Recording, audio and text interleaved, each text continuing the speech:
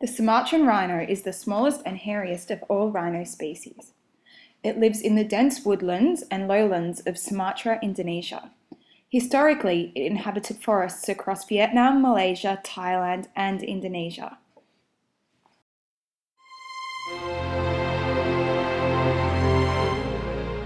These days, it can only be found in highly fragmented populations across the island of Sumatra, and the IUCN has declared them critically endangered. This is a direct result of the poaching crisis. The rhino horn has been traditionally used in Chinese medicines for thousands of years, and recently there's been a growing demand for it across the rest of Southeast Asia. This has caused a staggering increase in the amount of rhinos poached annually.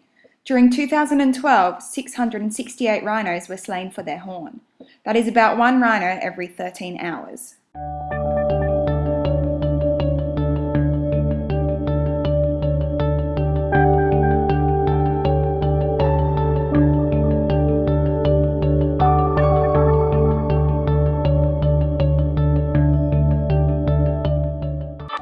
To optimize the success of future breeding programs, we need to understand the reproductive biology of the Sumatran rhino. What is needed are behavioural observations on the courtship rituals of the species. In particular, little is known about the behavioural functionality of the horn during these mating rituals. The Sumatran Rhino Sanctuary is home to 5 semi-wild rhino.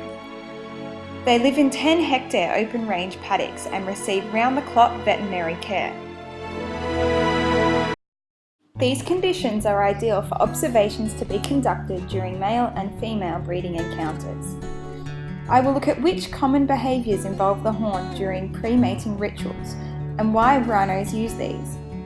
Furthermore, it is important to understand the incidence and frequency of these horn-oriented behaviours. This can help raise awareness about the rhino's need for its horn. The studies will be conducted on a daily basis for an 8-month period, and they will require repetitive introductions between all 4 mature individuals.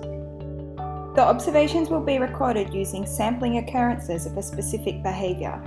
To ensure a high success rate, females will be tested for oestrus twice a week through an ultrasound done by a vet. Creating viable captive populations is a challenge, and the research will aid in the development of carefully designed and effective ex situ conservation strategies. Results will be shared to Indonesian governments and used to help rhino protection units. This research will help answer broader questions about the evolution of the rhino horn, such as why did the horn develop in both males and females, and why isn't it used in sexual contests between mates?